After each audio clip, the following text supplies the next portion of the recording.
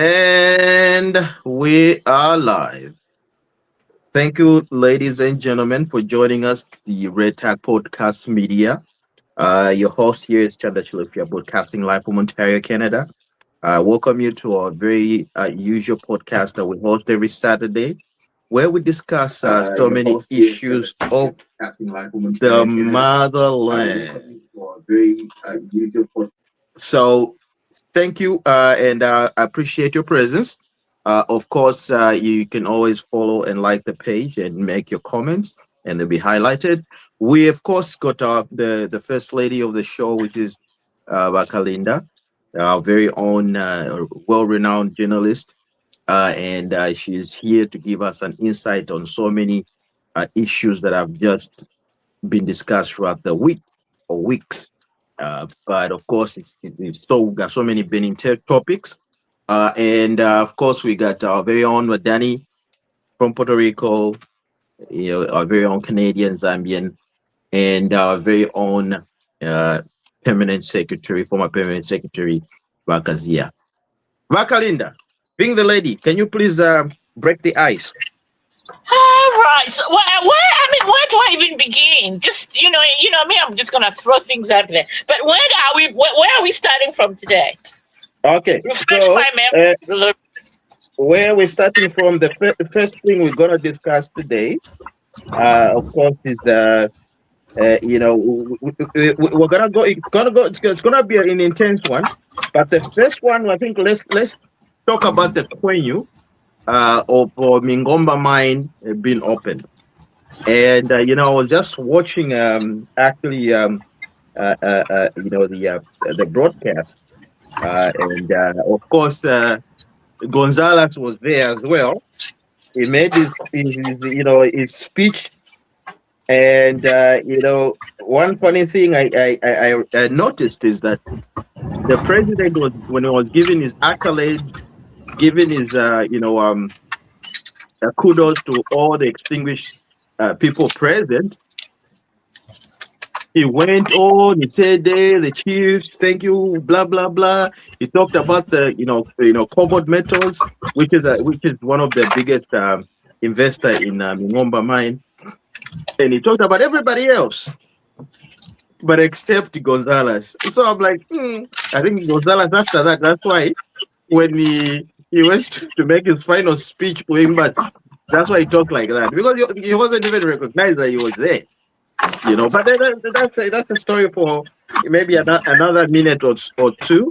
But of course, we're looking at the Mingomba mine, and what are the benefits of the people of the copper belt. Of course, we know that mining is one of the key major employers in the copper belt, and it's our bloodline, and it's something that gives us that GDP that we require, and of course with the target of 3 million, by in the next coming 10 years, with all these mining companies coming up, I think we're heading to the right direction. What do you think about that, Linda?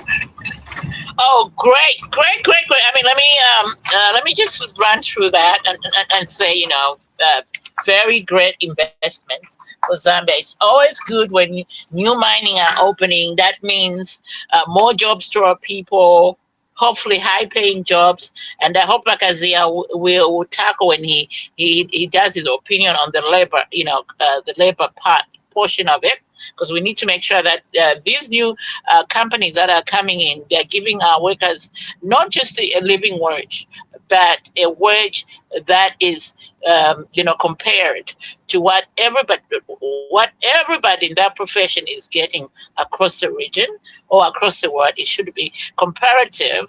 So more jobs, steady economy. We're getting more, forests coming into the country, and like you said, GDP, and of course that will also affect the kwacha. We've seen how the kwacha has performed in the last few weeks. That means we are getting more dollars to stabilize that. And just, with a better, with more people working, that means, you reduce on crime rates, people are engaged, a healthier, population in the end, is what we want to see with these new mines. And of course, let them not just open. We want to see these mines really also tackle our, they need to tackle our social, our problems in our community. Like, they need to go in there at least, build roads and contribute towards, community structures, like maybe, parks for kids, libraries, for everybody, stuff like that. We want to see that. Let's not just open mines and then the roads that you're using to ferry your goods, they are full of potholes. So we want them to tackle that as well. I hope when this, when all is said and done, whatever agreement that between the government and COBOD, and let's also remember, COBOD, it is an American, investment project that's has pumped in all these millions. So that's the reason why the U.S. ambassador was there. So I think the president not recognizing him could have been an oversight, but of course there's tension there because the U.S. government is trying to get a leeway in terms of getting our resources. They want priority treatment, but then what are they bringing into the country? So I'm glad that the Zambian government did not sign that agreement, and of course there are ongoing negotiations on that, and they are tense. So probably that's the reason why he was not recognized. And for Gonzalez talking like that, of course he knows that, well, you know what, it's my people that has brought this money, so let me speak my mind. And for me, I think Gonzalez is just a rogue diplomat. He's going. As we speak, he probably has left Zambia. So, he can say whatever he wants to say, but at the end of it all, our government is saying no to the deal because it's not favorable to us. I am there. God, I can go on and on. So let other people come. We'll dive into that one later. Maybe we'll connect it to this the Mingomba mine as well, so that it flows nicely. But Bakazia, Mingomba mine, the investment that is there right now. This is something huge, and it's something that, of course, they're using the latest technology in terms of mining and so on and so forth. It's a world-class mine. We're going to see a lot of employment, people being employed, and see, tapping into, that threshold that we want to reach, the 3 million tons. Now, looking with the opening of Mingomba, are we closer to that target, or is it just a pipe dream? What's your take on this one, Ragazia? Wow, first of all, thank you very much, Vatanda. Any investment that comes into the country is worth appreciating. That's the first basic principle. Foreign direct investment is always one addition. But the other questions that arise is that, are we ready to make sure that we get this one right from onset in terms of our labor practices? Are these colleagues able to observe the labor laws and the labor relations? In terms of having the numbers of employment, yes, we will have some numbers, but they will not be significant because it's a high tech. It's not going to be a labor intensive mine. From what I have seen, it might not be a labor intensive mine, but it's going to be technologically intensive mine. Therefore, the numbers may not be as we've projected. But the other question is that what will be the pay structure in these technologically kind of advanced mine? How will be the pay structure, expatriates vis-a-vis the Zambians? I think we must start to push that we have some equal pay of equal work of equal value as what is provided for in the law. So the Ministry of Labor must be on side to make sure that that is a realization. The biggest part is what are we going to get in terms of the taxes? Of course, we're going to be going into the direction that we are adding to the already numbers. If we were at 800,000 metric tons per year, then we might go to 1 million metric tons a year. It's okay. Are we going to get the right taxes out of it, or what incentives have we created for them? So those are some of the things that I think is, but in the overall, opening a new mine in such an environment is always a good one. And the other thing is what Wakalinda said. Can we make sure that the communities under which these mines are sitting are able to retain the value? The value, they see the worthiness of having a mine like that, road network, hospitals, schools, and things like that. So those are some of the things that I would want to see as we move forward. But it's a good thing. It's I say, you guys say, when you this one, I give it to you. So that is what I can say on the mine. Thank you for that input. Dr. Danny. Hola. Okay. For me, Bachanda Kazia Relo, I clap for him for the first time. For the first time. Because normally we will always differ. But this time I agree with him 100%. Every investment that comes in the country, regardless of whether we own 1%, 2%, 3% of that, or 100%, it's a good investment. So that's what they say. Even when you're saving money, even when you save $1, $2, it's a saving. So investment is an investment. Let's not aim for that 51% thing we've always been talking about. Oh no, we need 51%. If it's not possible, let's invest even with 10%, 15%, 20%. That's fine, as long as the country benefit. Now, social, what do they call it? The labor people, social something investment. This company social responsibility. With social responsibility, whatever they call it, the experts. That I think should be very much emphasized with these companies.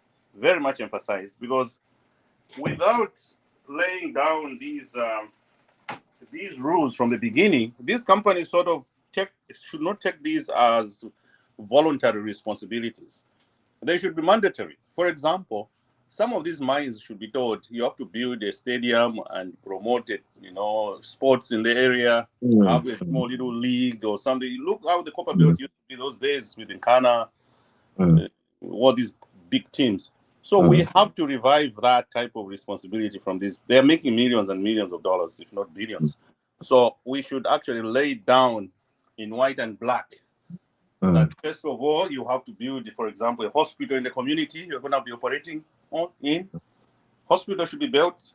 Then sports facilities. You should also build a sports facility for people to be engaged in the sports in that area. So those should be put down, other than just letting them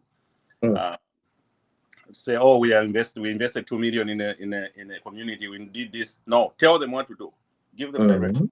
That's what we should be doing. Because it's us who know what we need, not them. Okay, and then talking about labor equality, whatever they call it, payments. I was listening to I don't know whether Chandagazia listened to it. The labor. It was what Labor Day yesterday, whatever, the other day. Yeah, yesterday was Labor Day. Yeah. I was listening to the speech by these union members, but from my understanding is that the union guys, they don't represent people. I'm told them they have hefty salaries, but the general workers don't. So I think we have to start with these union leaders. These union leaders they pretend to be representing our people in these workplaces. They have hefty conditions and not equivalent to what they give the workers. So I think we need to really expose them first, because they hide in these public speaking forums and this. Oh, we represent workers. But I think their salaries have to be public to everybody to see how much they're getting, because that's a top secret in the unions. And that's why they are fighting to get those positions, because they are getting huge amount of money. And then they talk behind with these employers, the investors, the so-called investors. Okay, give us this. Some of these are on the payroll of these so-called investors, just to make sure that the workers don't get a good deal. So union leaders should be audited, in my view. They should be audited, because they are the ones that are making our workers suffer. Because as long as they get good salaries themselves, they forget about everybody else. So we should know what these union leaders are getting. It should be public information. That's all I can say. Thank you. No, thank you very much. That's a very good Ratanda, point. can I clap for Wadani Naine for the first time? I'm also clapping for Wadani for the very first time. Whatever I have said. Well, I feel in some kind of way. Why wasn't I? But you see, I didn't do discriminated. Why are you not clapping for me? Let's clap for each other. Yeah, let's welcome Wakalinda is difficult to clap for because now I post some Kalama with his Navambakari. No. Let's do this. Let's welcome Vachkonka. He's just joined us. And then Vachkonka, how are you? I'm very well, thank you, guys. Sorry, I was busy this morning, but I'm just joining late. We just started the program actually. So good. We just tackling the first topic. Okay. And the first topic, of course, is about Mingomba Mine, and and we're asking ourselves questions. Will this project benefit communities? Okay, or mostly foreign investors? I mean, we need to ask that, and people have been on this panel have been discussing around that now, and we're also thinking to ask ourselves a question. A big question is that: is Zambia going to get a fair from its natural resources? Because of course we have a target to hit, which is 3 million tons of copper, in the next coming 10 years. So we have to think, ahead and say, look, are we going to get a fair share? Are we going to get a better deal? And so what do you think? Are we exporting wealth? Are we building sustainable development? Is this a good deal? Which of course is a JV. Of course, ZCCMIH, Cobalt Mining, sorry, and other investors are involved, and so we have a stake in it. Another investor, but it's a JV. Are we getting a fair share, or are we just the usual thing that we see all the time, where mines are being controlled by foreigners? What's your take? Oh, yeah, it's a mixed bag on my end. As far as having the resuscitation or the resuscitation of the Mingomba mine, or even having investors starting, I mean, in terms of what is the government doing in creating what seems like employment for the citizens, that is definitely going into the checked boxes as a good thing. However, as far as getting plans, is that what kind of agreement has the government entered into, since it's a JV, in what is left behind in developing communities as well as helping our economy, obviously, is what I don't know the details of. And many times, like you said, all these mines, remember those times where Chabishi mine and all these Ramcos, they came in, Chinese, they just took everything and left. And unfortunately, we're here. The mines are still there. If well managed and if well agreed upon as far as deals or ventures, investment that the government gets into, I think it is a good thing. This is one thing that makes me scared about HH leadership. When he goes away, is anybody else able to take over this kind of guidance going forward?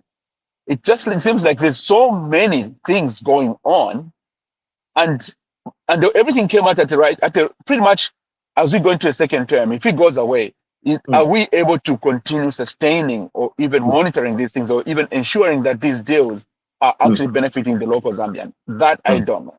So yeah, I don't know. It's a mixed bag to me about these investors. We need them, but we need to really streamline. What do we get out of it? What is the management or the representation of our people on this? Yes, they give it local employment, but what else is it doing? Are they improving healthcare in these cities? Are they improving roads in these cities? Are they improving economics in these cities? You know, and then spreading it all out going forward to other places. That is where the management of these things come into. I don't have much of how I can comment on them. I just normally watch and be scared of. I hope things are going to be going the right way or not. What said Dr. Chikonka? And with me, my take on the whole in a project, I think it's a good project, especially for the people of the Copper Belt. And people are going to be employed, for one. I think we need a lot of people being employed. And knowing the Copper Belt, that's all they live on. Mining is their flesh and blood. It's what they breathe. It's what they know, and nothing else. So the more mining companies are mushrooming and opening up, and not just these briefcase mining companies, but real investors like Cobalt, which is renowned worldwide. It's a plus for us as Zambians. But just like everybody has said here, we need also to take in consideration the people in the area where they're mining. What are they going to give the community? Okay, what social responsibilities do they have? So, like everybody said, we need to go back to when the mining sector was coming in, building hospitals and all these, and clubs and stuff like that, football stadiums, supporting local sports. This new crop of new mines, they need to follow that same blueprint, because you need to hold the community together. If they're coming in that community and mining and doing all these things, they also need to understand that, look, the miners also need some downtime where they can go and relax on the weekend.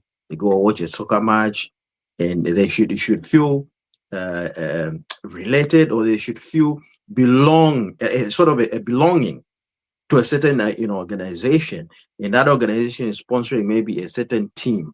They make their own team, they sponsor the football and everything and all that stuff, and people will be there to be watching. So it will give that morale. And we know that every Zambian soccer is like we soccer crazy fans. That's the thing that we know. We start playing soccer. As immediately you start walking, you be playing soccer. So if they can work into that, and then let's bring a brighter standard, instead of these mining companies just to come in, take out the minerals, but the roads where the minerals are being transported on, let's say from the mining area to the main road, it's all gravel. Like at least as a mining company, you should create a new road for yourself to say, look, we need to be all the roads surrounding areas, they need to be paved, okay, so that it's easier for the goods to come in and out. Because I've seen some mining companies operations where the plant or the mining factory is here, but where the goods are coming from, the roads are bad. And they still continue mining, and they still continue, transporting their copper on the bad roads from where they're producing until where to the main road. Like, look, why don't you just say, okay, fine, you cannot just put everything in the hands of the government. you can also put that in yourself to say, we're going to build a proper road so that when our trucks come in, they're able to come in, dock in, offload, and transport. Everything is on time. The government is doing other things. But even this combination of a JV, I think it's a brilliant move by the president because you're able, even the president, when I was watching his speech, he said, look, if there are any teething problems here, tell us so that we know how to solve them. Don't just sit. This is here, my age. Tell us if there's anything that you feel, there's something that's not working well, or there's anything that you're not happy about. Tell us so that we know. But sometimes, the president, he cannot be in everywhere, in every place at the same time. But that much being said, I don't want to digress much more on that. But it's a plus, and we need to move on. So the next topic, of course, is something that's been in the headlines for weeks, and I think we need to give it. I think this is going to be more political. I don't know, but here's what I'm going to say. We have a U.S. ambassador. He made some, some remarks, okay, on his farewell party at the embassy. And of course, we know that, he says some issues. Now, we all know, look, corruption is not something that can be eradicated in a day. And there's nobody who's going to teach us about corruption. Corruption is everywhere, including in the United States of America. There is corruption. But he went on, I think it was a rant, talking about how corrupt this government is, how this and that and that and all that stuff. And I was thinking to myself, I was like, look, I can imagine myself if Chibamba Kanyama would stand up on the podium and start talking about the corruption in the United States. So that's what I was thinking about. I was like,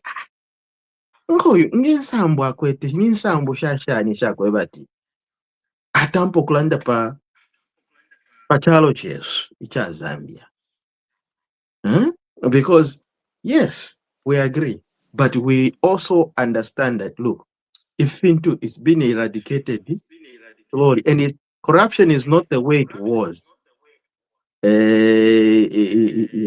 years ago or 10 years ago. It's been reduced. We cannot say it can be eradicated. Takwara. It's only that it's been reduced. So it was what he was saying, constructive criticism, or maybe he was interfering in the sovereignty of Zambia. I want everybody to think about it in that way.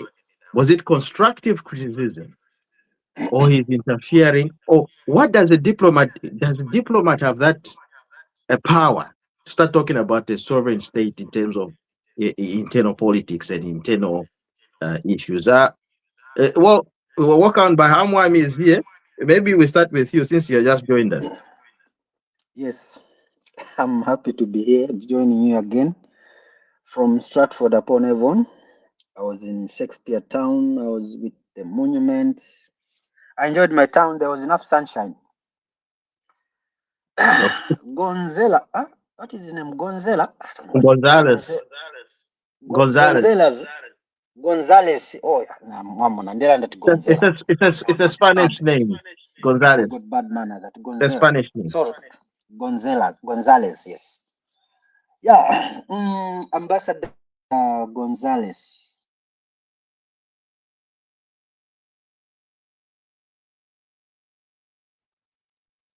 just like everyone has nakedness.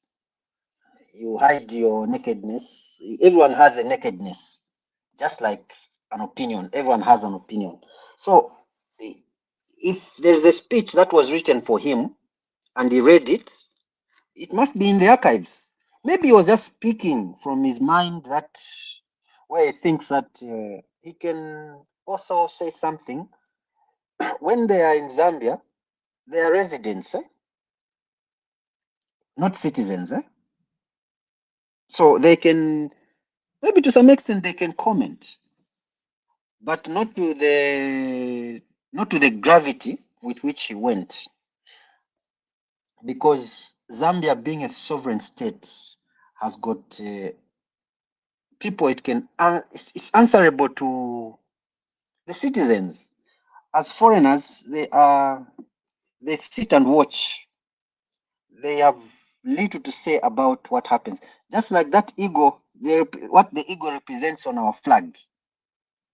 That's a sovereignness. They didn't choose a different eagle apart from the bird. They didn't choose a different bird apart from the eagle. There was a reason. Sovereignness and above. That's how we are. So Mr. Gonzalez basically is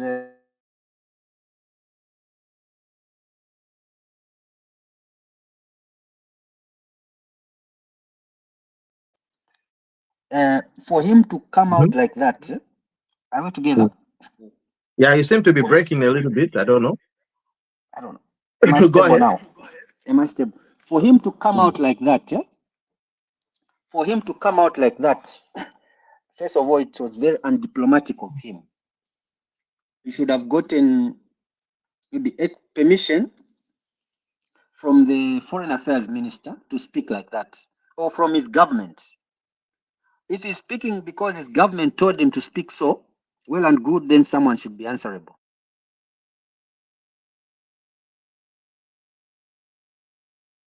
Mm-hmm. Okay. A little bird told me that the man is frustrated somehow. Mm-hmm.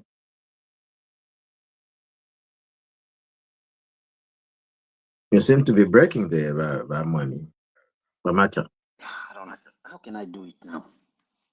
How can I do Okay. it? Go ahead. Just speak directly into the mic. And Okay. Yeah. So the man wanted, in his term of office, I think one of his objectives was to get what he wanted. Whatever he wanted, like maybe rare earth minerals, so that we can have the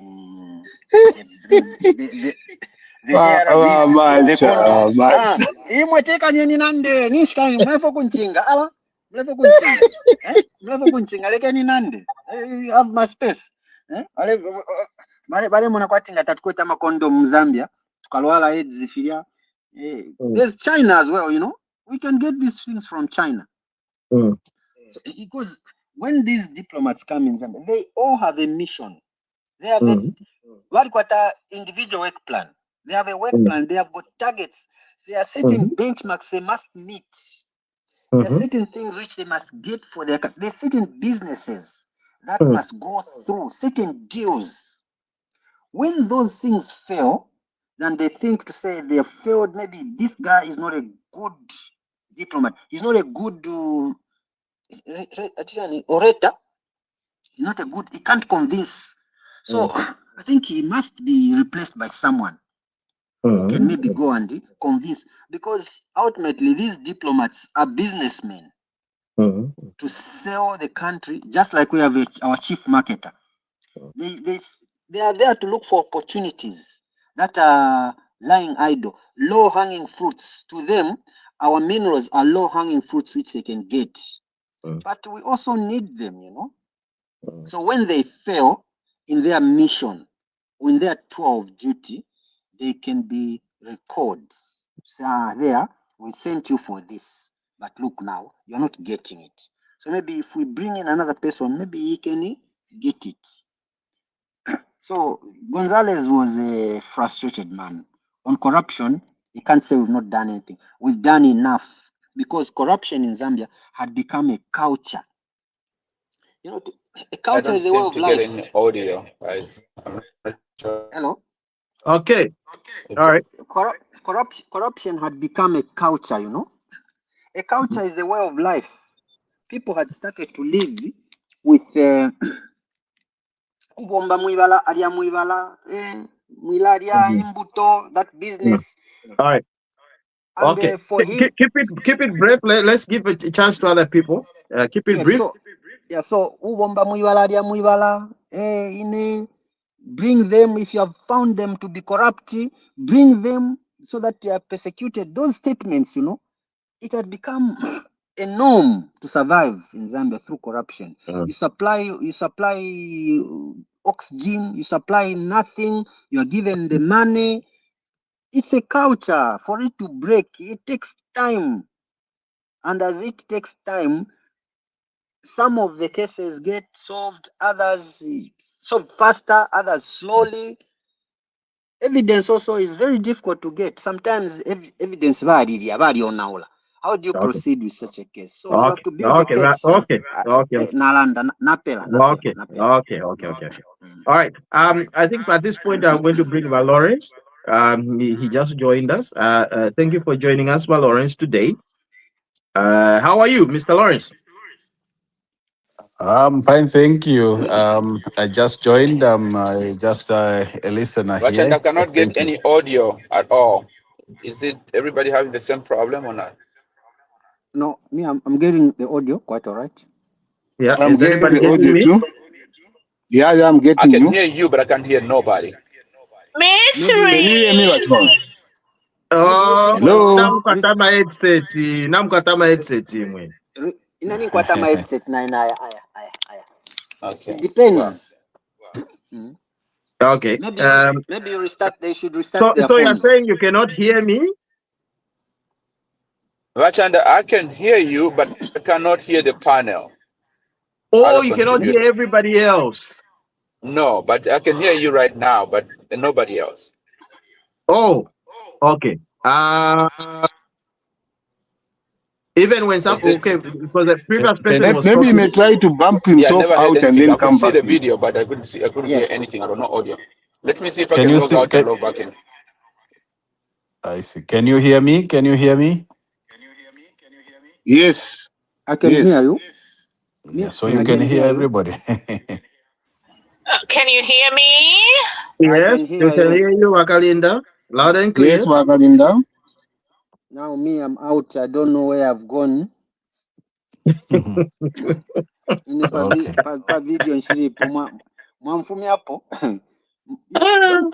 You've thrown me in exile.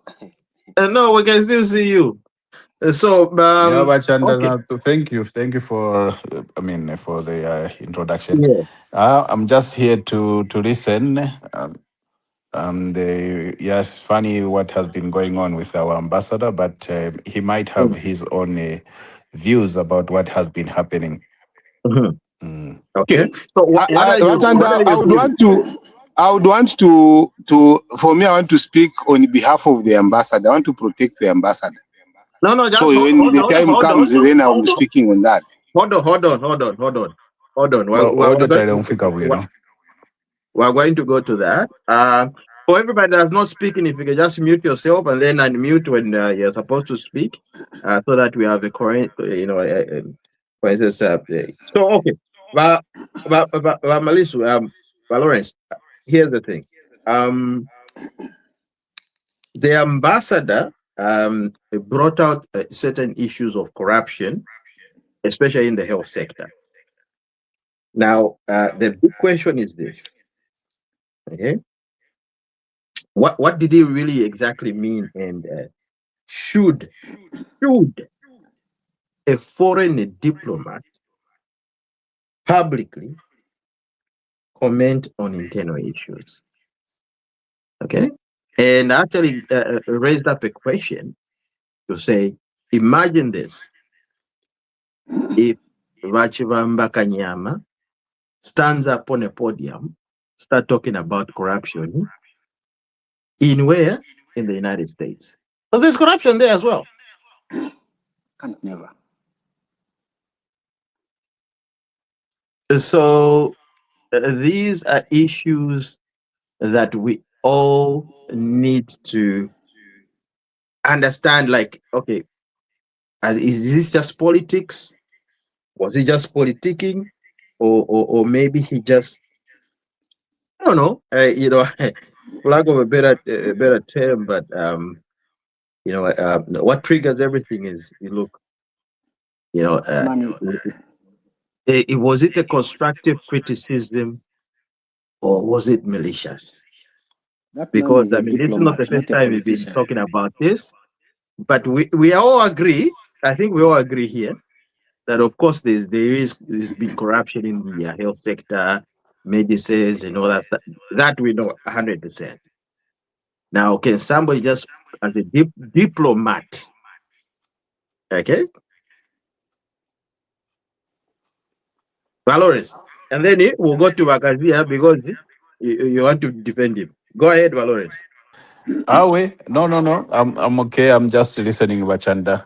Give over the mic to Okay, so Wachanda. Wakazia. Vakazia, uh, can you defend him and tell us why what he said was correct or what he was saying was diplomatic? Okay, I will tell you where it started from. We have given the ambassador the leverage ourselves as Zambians to speak in the way he is spoken. Hmm. If we're in Zambia, I there's agree. nobody else who has ever given him the leverage to speak the way it is. And we have given leverage to the ambassadors. In 2019, when the ambassador of the USA attacked the PF government, what was the position that the UPND took? They rushed to go and defend the ambassador who was attacking our government and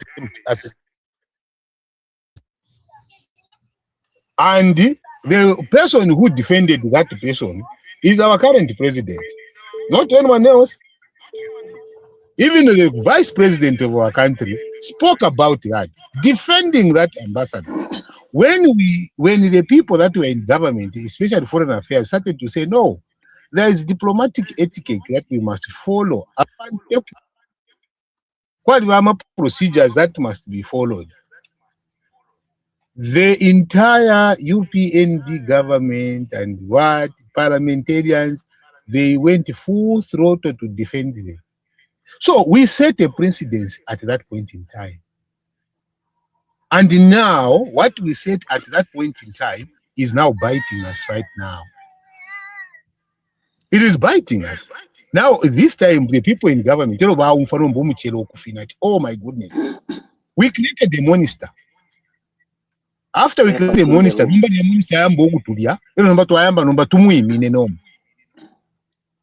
Elephant at in the that room. point in time, there was a question of the my diplomatic thing started to answer to the things that he has spoken about. And this over dependence on foreign direct not foreign direct, foreign donor support systems is what is creating a problem for ourselves. Yes. We Yes. get their money Mm. to ascend they fund our Yes. Health drugs. programs. Yeah? Health programs. Yes, Health center they kits. fund they fund our health programs. Twabasuuminisha okutupeera empya twayapoka n'okupoka naifwe bupuba twapoka endalama shirya twasana mukushibonfya ero nomba twalya endalama shirya And ero lya syllabus in twalya schools. endalama we eat that money very well ero now they start asking about around Accountability. yes we flip around, but we are the ones that gave them the leverage. Around now, hey, you shouldn't be talking about it. You have no right from them. We have get our health is we can't talk to pay Lama. What leverage is going to have over us? And as long as if a child hanga chako to humble This is what we are paying for. Put ourselves, Zambians, we put together and say this. Now, and we are going to find our solutions on what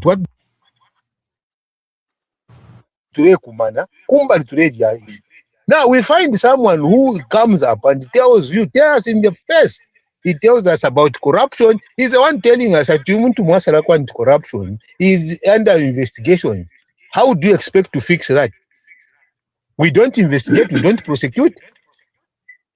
Minerals. Critical minerals. Where is the government statement to say this guy, what he's talking about, is lying?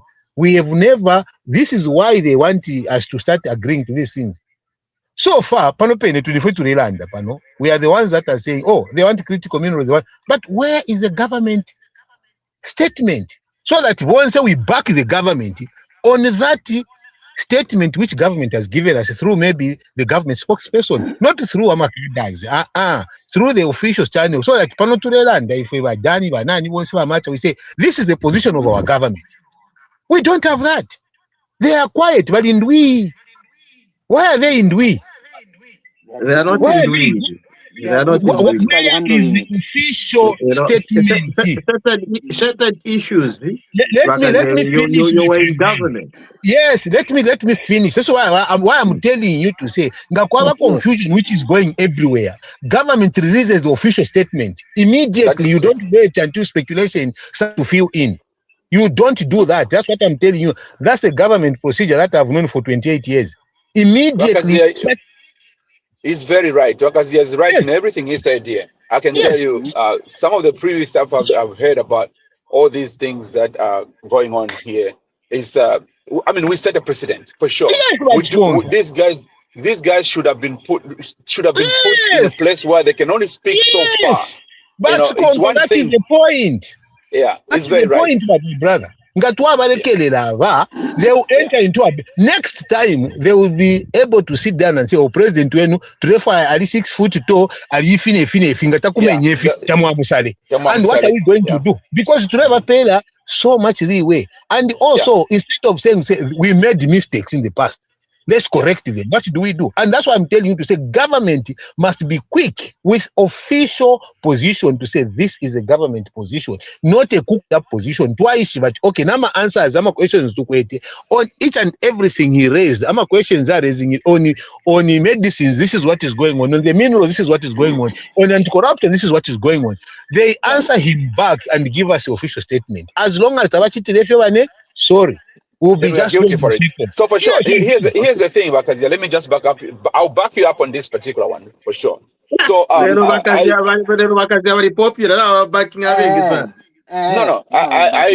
attended an African forum seminar where Mulambo Haimbe was there, and he was asked, isn't that Mulambo the foreign minister for our country? He was asked on a radio program. I mean, a TV program by I think a Ghanaian TV about this situation about critical minerals that he was talking about that has been coming in the media that America is trying to do this and that so they can take critical minerals from us. He downplayed it. Oh no, we are actually engaged with our American counterparts on some other levels, and these things that are in the media are just discussing them. I mean, this is when they should come out and tell us the truth about these critical minerals about it. There's nothing wrong to say that. I mean, of course, there are protocols and where they can't announce to the country, but when it comes to a point where this guy is calling out corruption and this and that, like basically throwing all the dirt in the yard. This is what because he is very right. The government should have come up with a counter statement and say that everything that we talk about critical minerals is all speculation. Nothing official has ever come out as us pundits who sit down here and discuss it. But somebody has got the evidence. We have the audio and video of this ambassador coming out and insulting our country in our face, and nobody's coming to defend us. So no, we created these problems on ourselves.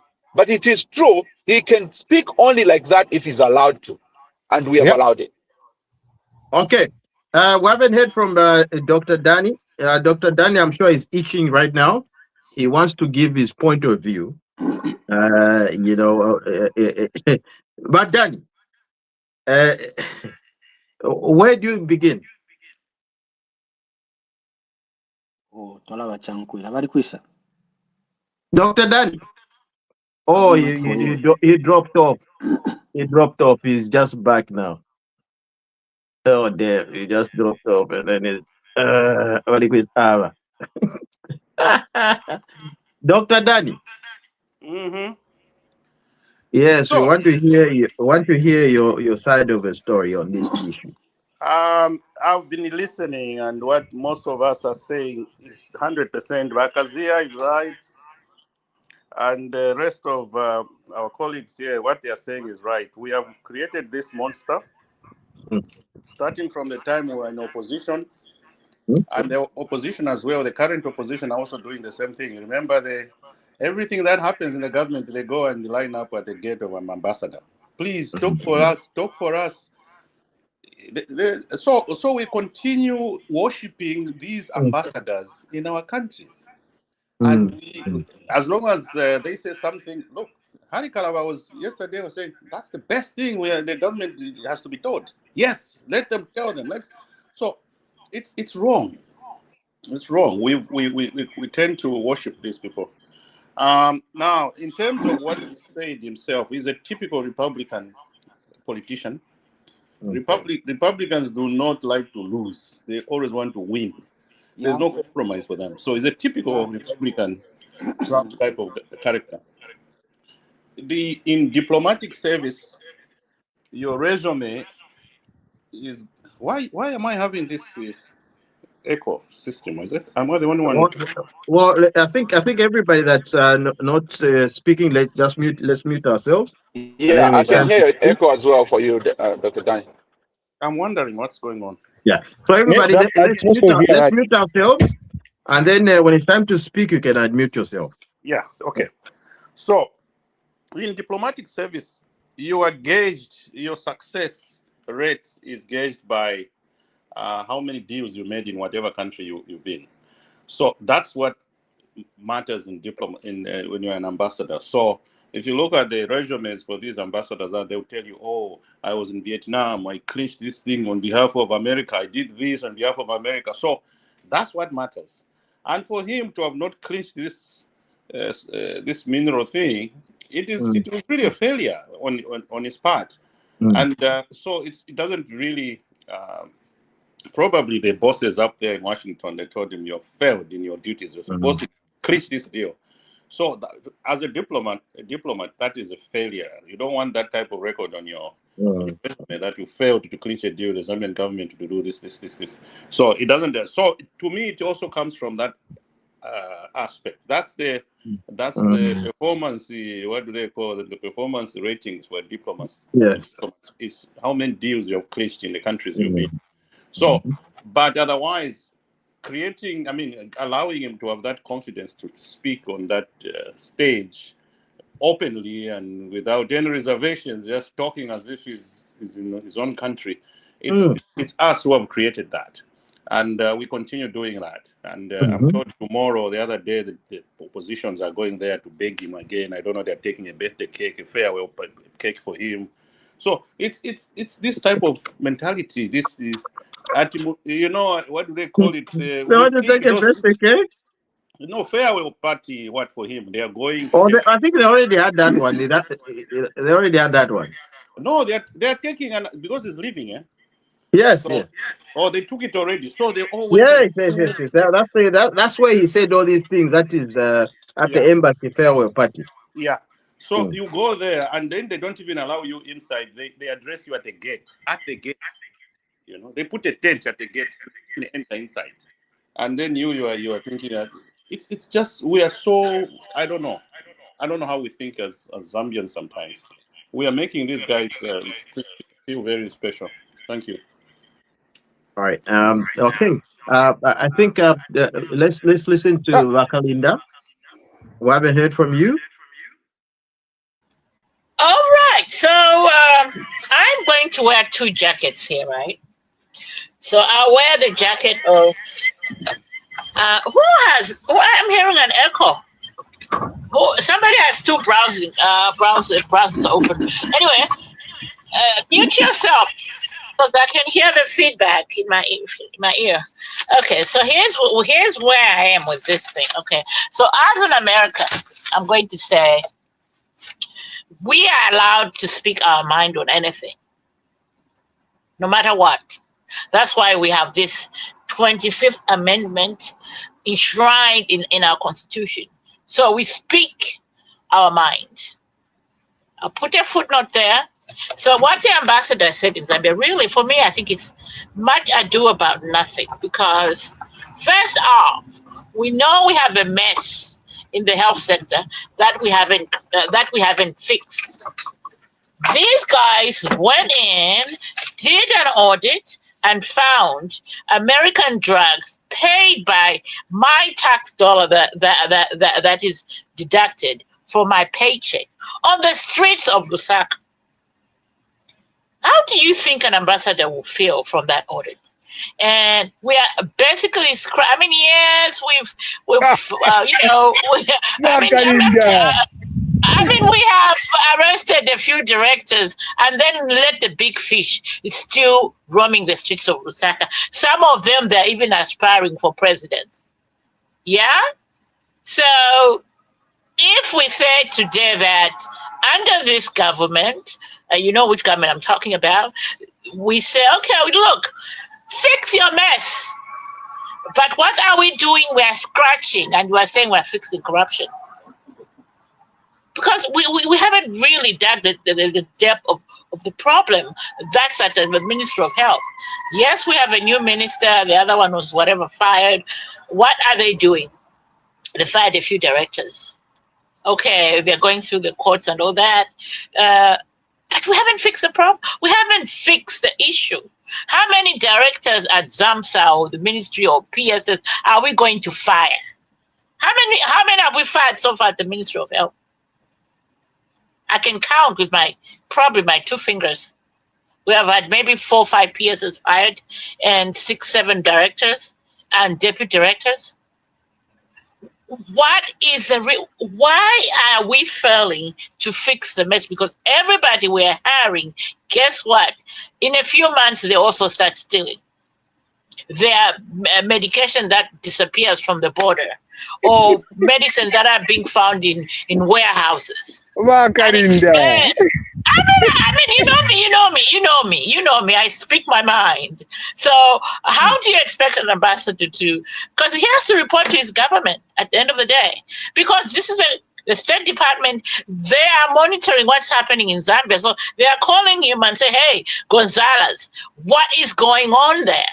Are you talking to these people? I mean, we have had talks between the government, the health ministry, but we have not fixed the issue. We are just scratching the surface. To me, the Minister of Health, that we need an overhaul. I mean, I haven't seen it yet. I mean, the only thing I'll give them, thank you, because we had Bradley come in here and tell us at least, we have no shortages of drugs in our hospital. So that's a quenyu.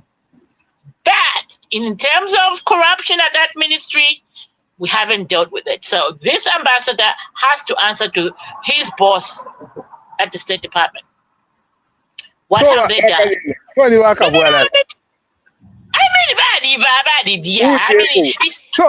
has been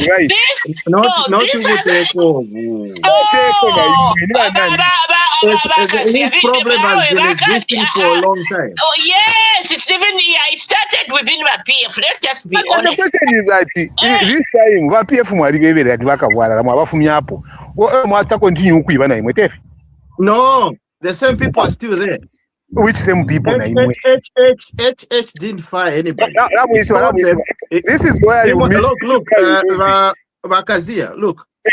The corruption issue in the Ministry of Health spans way back, maybe even 20 years ago. This is a 2021 to 2025 audit we are talking about. It's not before PF. This is no. The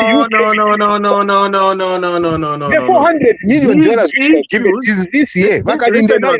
Listen, Wakazia.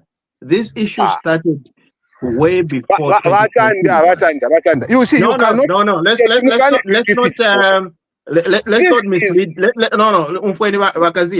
I have one question for you. Listen to what I'm going to say. Let's not mislead the public. Answer the question. Don't say you're misleading people. Wait a minute. The issue of corruption in the health sector didn't start after 2021. This guy, the one is talking about, the beans nika blanket or you are trying to use things that are very simple. The problem kale yatampa. The problem ya ilanda pogonzela si hadi. When did this start? Look, here's the thing. Okay, let me give you an example. Naisafe munganda nasana zanga. Muneni vakazia mulesunga vana nensala shanshana. Mwe wantu akoleza. Last year na live wantu baledia win. So you cannot judge. Are you listening to yourself? So Gonzalez was not there before 2021.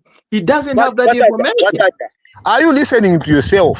How many people in this forum who can agree with you the way you are narrating things? These are things that they gave and they went to audit. 400 million this year, they'll go and audit. You are not going to blame PF for that. How can you do that? You are not going to blame PF. These guys are thieves and they need to be prosecuted. Listen. I can tell you one thing. Before 2021, the corruption was huge. It was humongous. Yeah, the point was. I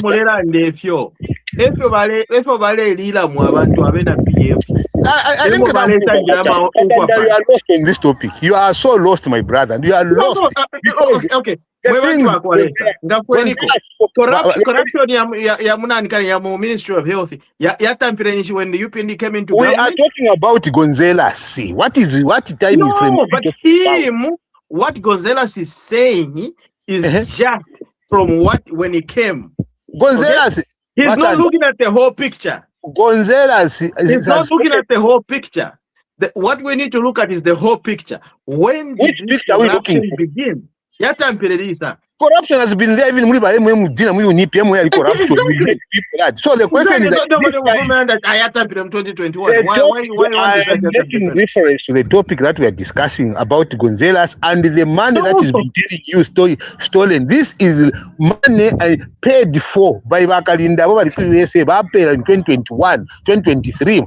Mwasenda ibenda lama mwasenda no muti na 61 containers basa investigate baya kuka sempa basango muti ufiro kuwa muchipatalo in 2021 uli past rate. Then you come and say no PF. What are you doing about it? You can't gaslight those. He's talking about things like anti-corruption commission. He's talking about mines. He's talking about Indalama, which suddenly disappears in Zambia, Yafka Kuma, China. He's talking about a lot of things. Those things diplomatic channel which is most stringent. There are things that are spoken to in the bedroom of country to country. It is not an ambassador to walk up and say this, even if it is true. If I want to land up, not that one. That's why we're saying that Montoria Tava diplomatic. It doesn't need to be. All right, can I come in now? I mean, it's gone on long enough. Reclaim your time, Wakalim. Let me reclaim my time. So at this point, I think we've exhausted, this topic. Yes, we have. Yeah. Let's just move on to the next one. Fantastic. So, ladies and gentlemen, the next topic. Sorry, who's talking? Danny, is it you? All right. Okay. I think the next topic we need to think about is something that's really related to us as Africans, and something that's going to touch our heart, because this is something huge and something big and something that's been going on, just like we've been discussing other things. Things don't just start from nowhere. They've been going on for years and years and years. And because, for example, right now in South Africa, there's another xenophobic attack. Okay? xenophobic people of African descent are attacking South Africans, attacking their fellow brothers and sisters of African descent. Now, this is something that we need to start thinking about, because South Africa just got independent. Correct me if I'm wrong. I think it was in 1994. What year was that? 1994, 96. I can't remember exactly. But they have not been independent for a long time because of apartheid. Apartheid made South Africa to be what it is today. But was apartheid caused by fellow blacks? No. Apartheid was something that everybody in the whole region of Africa was against. And they said, we are not going to stand and watch our brothers and sisters in South Africa fight this war alone. Can we come in and help in a way we can? All African countries came in. Zambia in particular, we did a lot for South Africa. A lot. If it wasn't for Kenneth Kaunda, ngatabamufunye Mandela ku Robben Island. Because Kenneth Kaunda had to go and negotiate. Now, South Africa, okay? He narrated the story exactly. I watched his story, how he went and sat down. He's just explaining.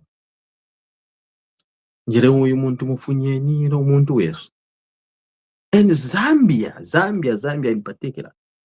Abantu bonse aba South Africa barama freedom fight. Barikala mu Zambia. Okay? In other parts of Africa. Now you can imagine this. After that, abantu bamona batambo kutsendere amachito. What are we looking at? I mean, why are we turning against each other?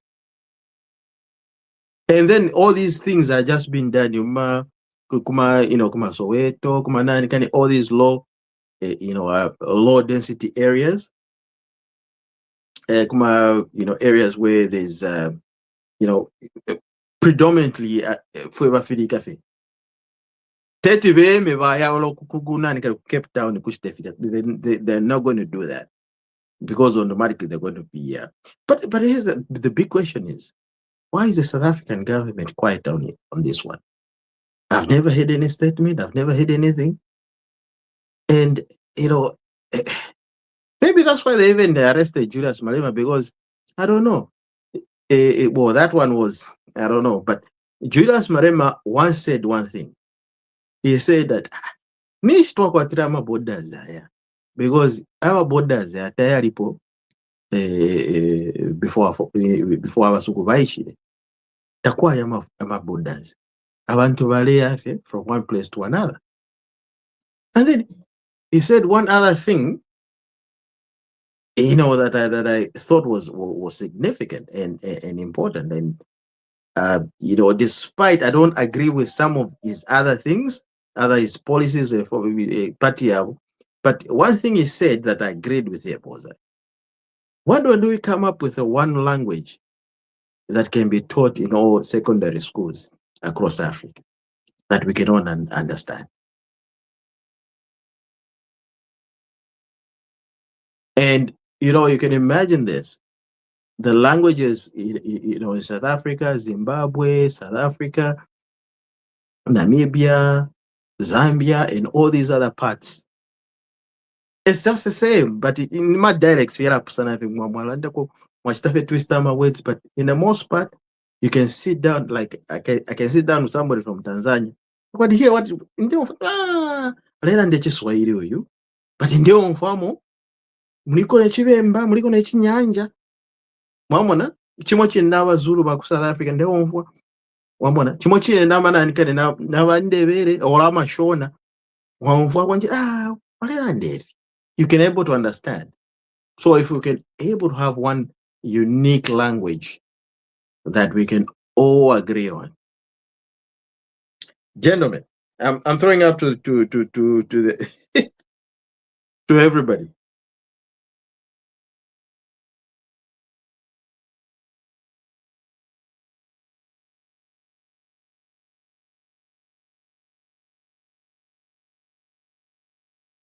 Eh? Nobody wants to talk about xenophobia?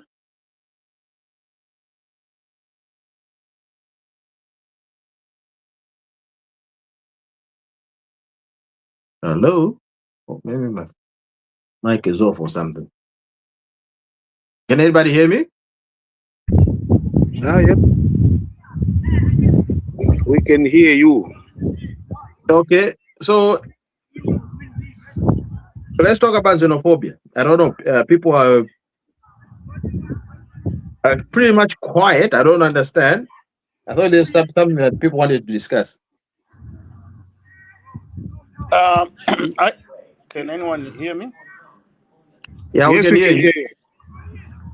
Yeah, the problem in South Africa is huge in terms of the mindset of South Africans. It's very difficult to educate the masses about where they're coming from. I think they needed to really instill that in the young people as they are growing up to know that they are where they are because of other African countries. I think that message was not relayed to them. They don't understand that they are independent, they are enjoying life because of other African countries. So that's the message that was supposed to be delivered to them from way back when they got independent. But I think that vacuum is what we are seeing now. The vacuum in the information as to where they are coming from and where they are, that was not relayed to them, because most of them don't understand that a lot of countries sacrifice on their behalf, and that's the independence and the life they're enjoying now in South Africa is due to other African countries. Because if you ask them, they were asking other people in the streets to say, hey, why are you chasing these people? Oh, these people just come here to get our jobs and what? They should go to their country and develop their countries. We have nothing to do with them. And the reporter asked, do you know that they're the ones who liberated you from the chains of apartheid? They said, no, Mandela fought for us. Mandela won. So they are ignorant, completely ignorant. The message has not been, they haven't been educated about their history. I think that's the main problem going on in South Africa. They are not aware of how they got independent. They don't know. Thank you. I think what Dan is right. When you see, you can feel pity and bad when you see the level of ignorance. It's so bad. Like where you think that the blacks are the ones that are a problem, except for the ones that the people that treated you with apartheid, they are really, really enjoying themselves and they have nothing to do with they are having fun. They are even creating communities where they say there should never be any black person here. You saw that, I don't know what, there was a black guy who went to do a documentary there. They've created an all-white community and saying that they can't mix. And they say they're South Africans, but they can't mix this time. They're seeking for independence and things like that. The ones that have really taken the opportunities from them, actually, investment opportunities, ownership, and everything else. Then you come and see the person who has taken a job away from you is a guy selling sweets on the street. The guy selling, rappers on the street is the one who has taken a job from you. It's bad. You feel bad. And what is even worse is that the government has not done enough. The government of South Africa, they've not moved in to stop that. It's like there's someone within the government system in South Africa who is supporting that. How do you support without consequence? People just stand up and beat a person out of there because just from Zimbabwe or from whatever, from Ghana, they attack you, they beat you right there. And what you see is not a government crackdown on xenophobia. Now, what will happen is that as they are watching these things happen, other countries will react, and it will not be right. Because if you're going to chase other people for absolute nothing, and then you have all the South African companies, you have South African trucks that are running in these countries, the economy is really embedded within the Southern Africa region. South Africa is a powerhouse. When people start now to act on South Africa, what are they going to do? What are they going to do? I'm very ashamed of those actions, man. It's very difficult. You know, I had a chat with some of my white friends here, and how do I defend that? It was difficult. It was difficult, you know. And the guy just sent me a video of that guy saying don't want the blacks here, and then he sends me the video of this all white community within South Africa, and say, is something wrong with you guys? why are they not kicking out these guys here? Anyway, it's an embarrassment. You know, what you're saying about Gazia actually is something that in fact Donald Trump na Elon Musk. Elon Musk is obviously his heritage is from South Africa. So he presented a story which was very unverified. That muneni South Africa. Abasungu balebe paya. And then Donald Trump na pativi kwanza muntu tatekanya. Atambo kubi no muneni ofo balebe paya abasungu kunani kan twara abalefo kwisa kwikala kwa America twara.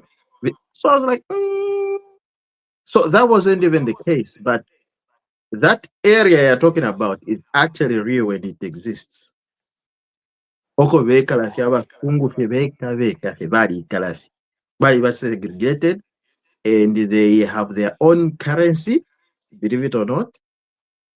They have their own economy. Bari ngabalefu to maybe they would go out and do it, but they got everything. Bari karida fe.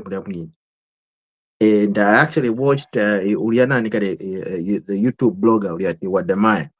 He went there to check, and for sure, bali kwatana currency ya boshani mkati mwa South Africa.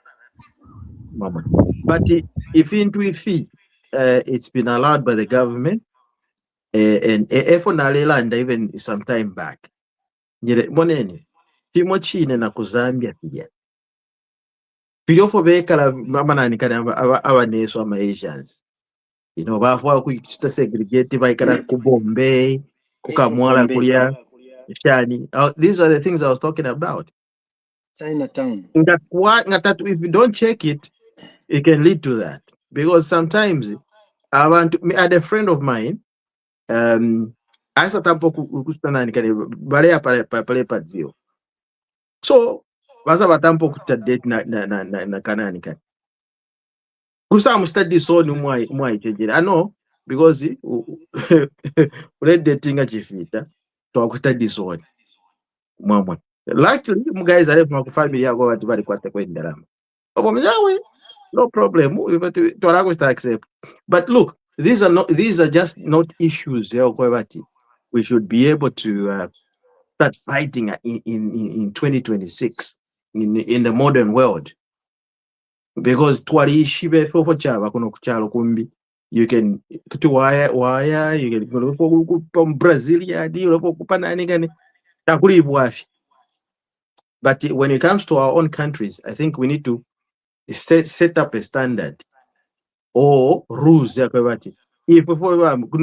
we need to, we're the ones to predict what we want. Not ama foreigners watapoko mnyeva however ife imwe mule kaloku ife twaye kaloku you know pila for itampa panono. But if you don't check this thing, and just to share an experience, and I think because of those racist tendencies that are in South Africa, apartheid, you find that in Zambia it started with the mines, especially after Kansanshi opened up and deployed a lot of South Africans. They started to create, I must say, good places for their expatriate labor and the Zambian executives, whereby babikana mageti kusana babikana mageti to go there. You have to have a pass. For the wine, you have a pass. So maybe 2 gates, and they say I mean gengira coffee. Want to be now. It starts with that kind of behavior, and then you find that even for Zambians, the ones that become managers and get ingrained in that system, when they start excluding my mother, because that's to my phone, Africa always maybe left for and the motoka yamufuira. Now, because it change phone na is drain, I get at Ndeamukumona, Umana in this area. At no, so you can't go in. Imo mwana wandi uyu dangu mipwa wandi. I've already the information. Ngemo I recall him. At no, we don't have information that you are coming, so you cannot go in. So it starts with small things like that, and then I was so much against that, and I even raised that. I hope there's something that is being done about that. In my reports, it was that we need to stop this from happening. Abantunga baisa, Canada, you will never find a place to go to. You can go and drive in Orangeville where the millionaires are. You can go in the river frontage, drive around and go out. You know, so those are some of the things that we must be able to do. Amarest tendencies they build over time, and now we also even start to discriminate amongst ourselves, and we don't know that who is doing it. So we need to actually be very, very careful with the tendencies and some of the things that we do. I fought so hard about the issue of discrimination, especially in the pay grades, such that in the law currently, to a required which actually punishes discrimination in terms of equal way, but the point is that it is still happening. And the Ministry of Labor is not adequately capacitated to fix all these things around the mines. So, Abasungu, they just see the capacity. Bakalinda, you mute yourself, Bakalinda, you mute yourself.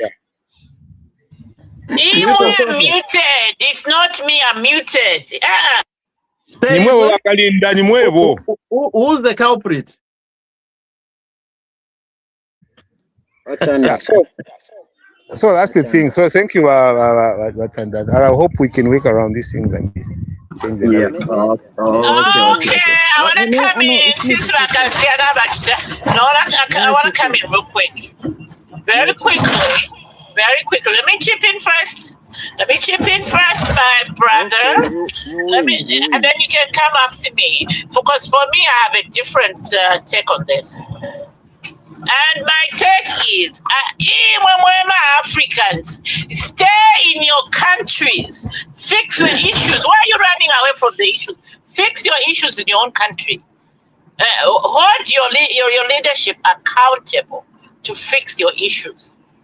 Forget about South Africa. Those people are savages, and they'll never change.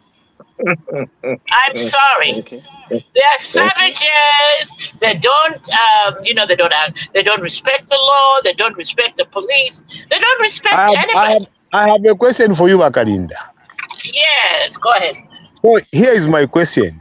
So I agree that let's get everyone who is in South Africa out. Should the same happen to South Africans that are in other countries, to send them back to South Africa so they can go fix the xenophobia things?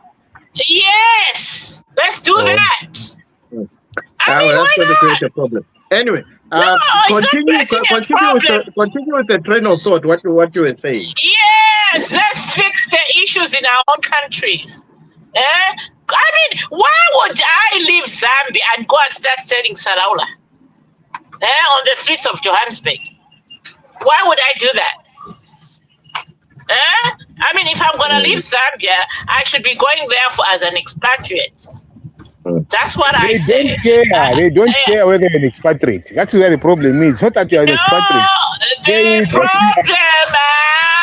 problem, because here's the thing. Let me just give you an example. I went to South Africa on some workshops way back, sponsored by the British government. I was It was a attached to workshop. the. Yeah, but I was attached to the Sowetan. It was a study workshop. I was attached to the Sowetan newspaper, one of the leading newspapers in South Africa. And do you know that on the second day, Umusungu, the editor, was the white man. He called me and said to me, "Would you like a job here?" I said, "What?" He said, no, we want you here because we have issues, serious issues among ourselves. And I saw those issues. There were fights happening in the newsroom. And you know, if two black people are fighting, right?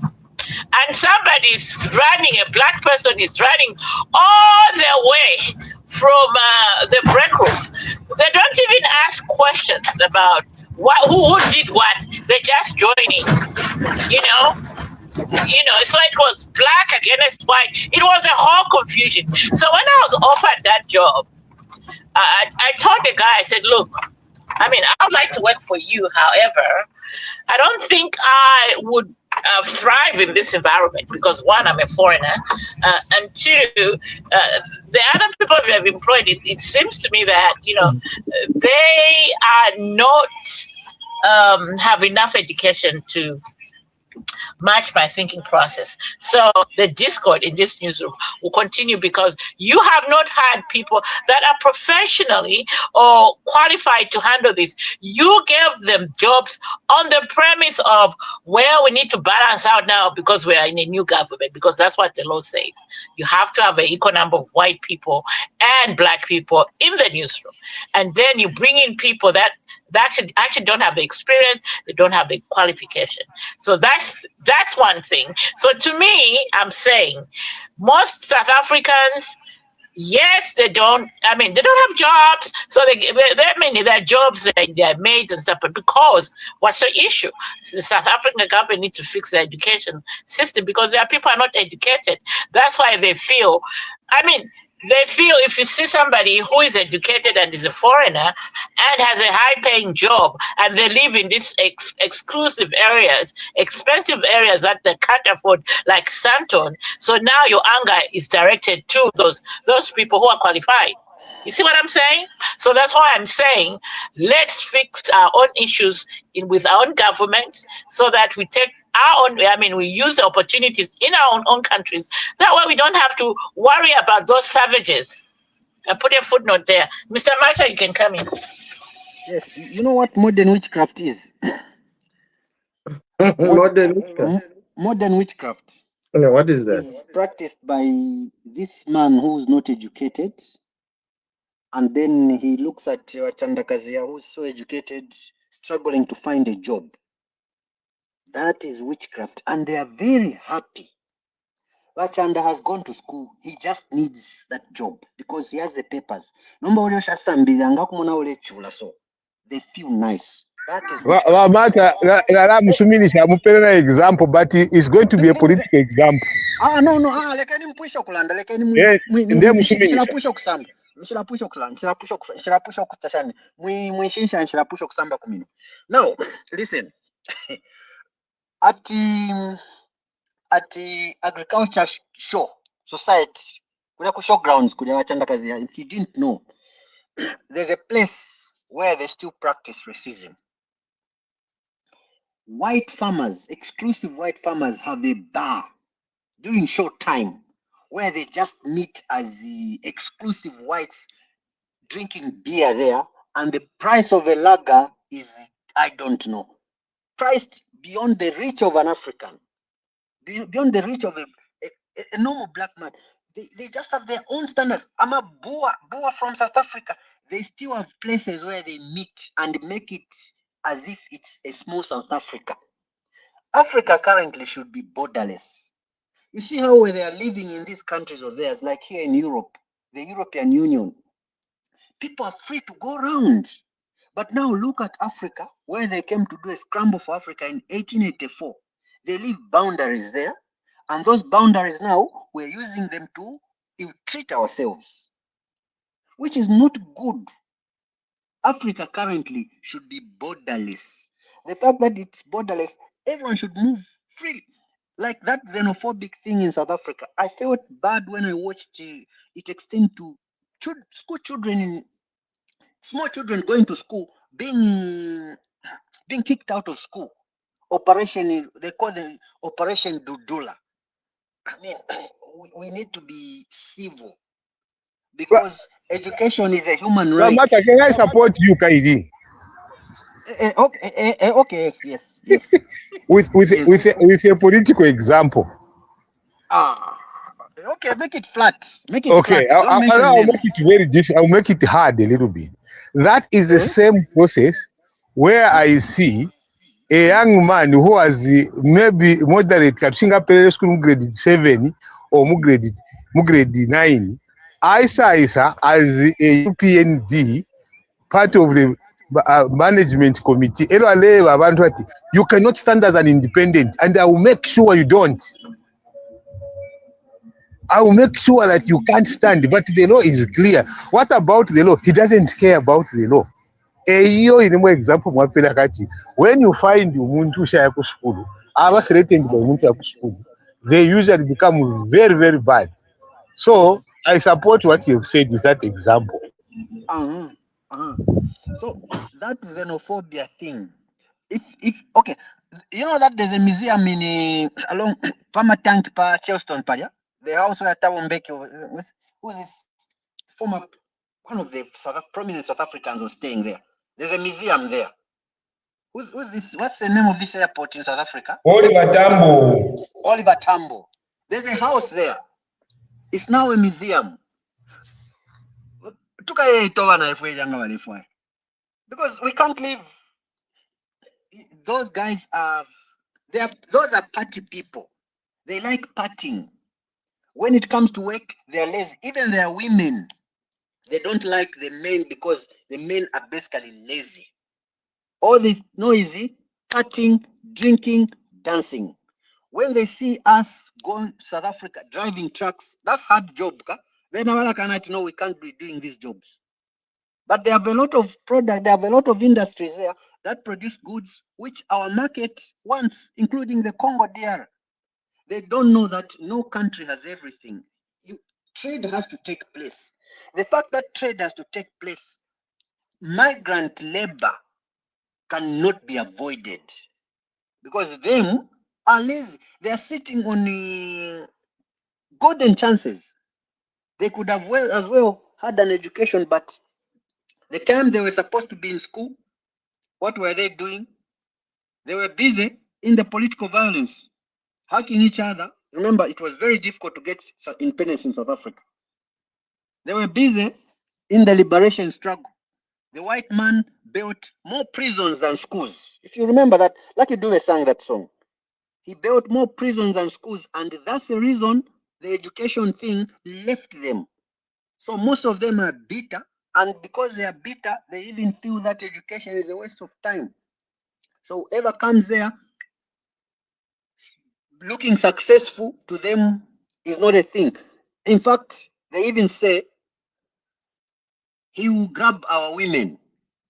Have an affair with a married woman in South Africa as a Zambian. You don't know how you are going to die. You can't just know. My goodness. Naleka. But Daddy has been quiet. But Daddy, what's your take on all this? Are you there, So anyway, I think my own personal experience, I can tell you one thing. Ichalo cha Zambia, I think it was kapa levels ya kwevati we're the best country in Africa. And if my issues I think that it's not relating to us really. And if it is South Africa, it's real sad because you can imagine like South Africa. If you look back, Okay. South Africa gained independence in 1994. And Ichalo cha Zambia were already independent. Us were in 1964. And we helped them to gain that independence by releasing Nelson Mandela. And Kaunda negotiated, put up his money, we put out our minerals. Okay, we paid the price for the release of Mandela. Okay? And that story has been buried with Kenneth Kaunda. There's a lot of things that we did, the money, copper that had to move from Zambia to South Africa to enable the release of Mandela. And there was one house there, is it Celta or Telecel or whatever? Okay, that was the house of one of the freedom fighters. They turned into a Telecel, a Celtel, whatever it's called now. I don't know what it's called nowadays, but that was Palongekas, opposite Golf Club. That was the house for one of those freedom fighters. A lot of them, they went to university, even all these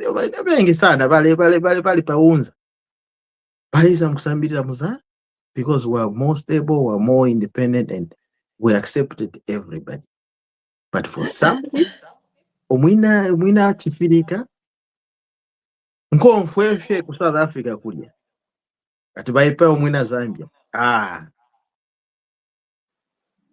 awe ineshaka temu because kabalole shama avena South Africa awe bani ngamwaipayo omuntu wesu nishimwatutuka efo fyonse fo twamikira imwe. They owe us a lot. They owe us a lot. In fact, it's not to get even put a value to what the South African people owe Zambia. There's no value to it. There's no value. They owe us so much. They are the reason we are underdeveloped. There's no value to what we did to help them. And Bakaunda bafe nokufafe zona bamdala bashukuru.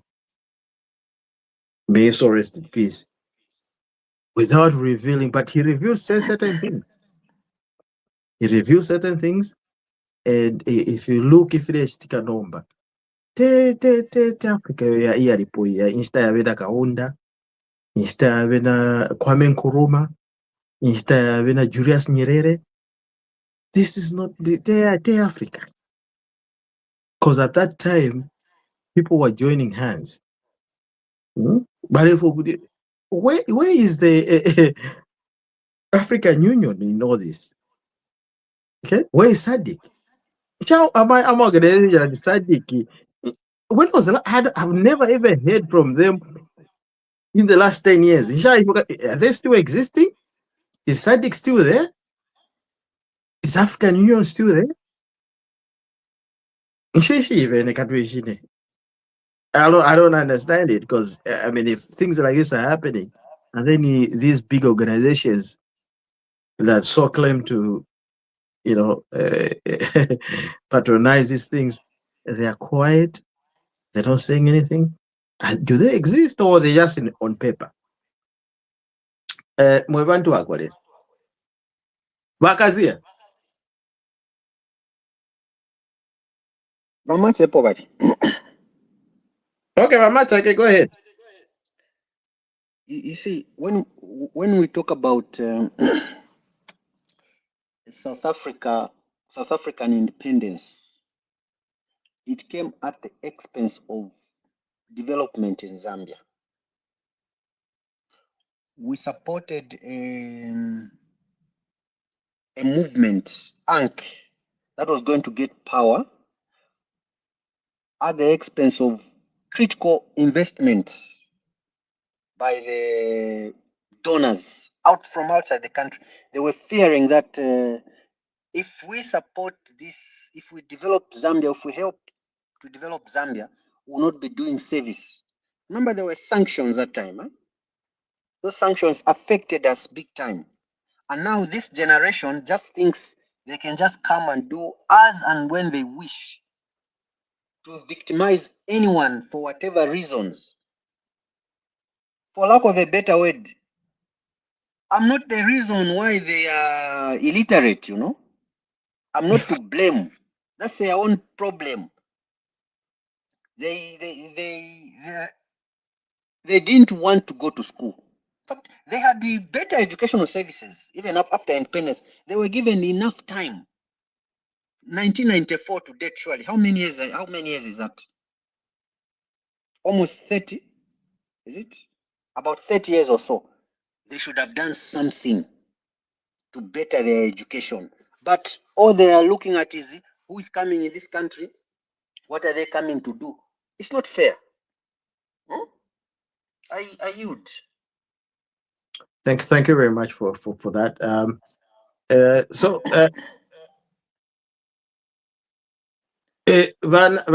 Vakalinda, do you have anything else to say on this one? Anything else to say on this one? Fix your own issues in your own country and stay there. Leave South Africa alone. Is that the end now? Are we almost winding up now? Yeah. So, you know, I always ask these questions. Look, if you want to just leave. Like we don't have to move with your direction. If they have topics to be discussed, so that we move to the next topic. The next topic. I'm not saying I want to leave. Next topic is this. Okay. So this is the next topic, and I think you guys are gonna love this. So.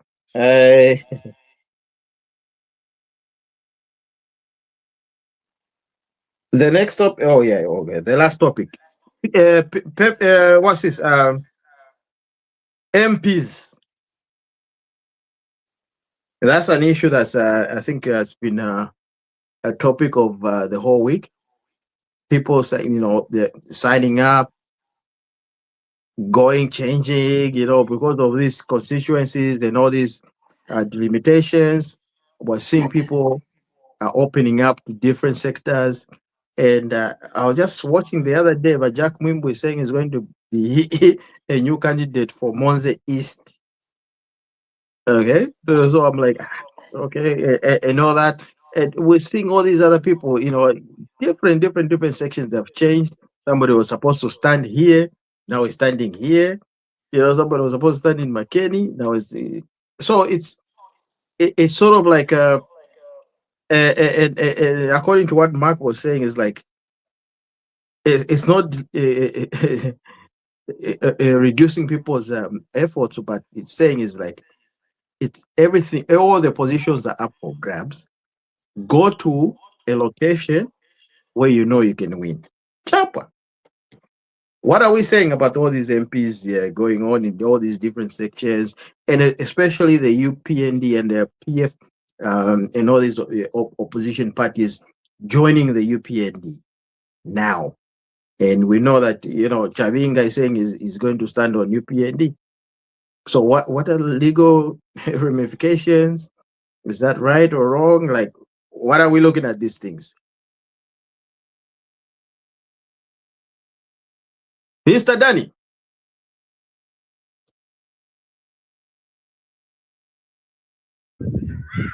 So, if our Dan is not ready, we can go ahead.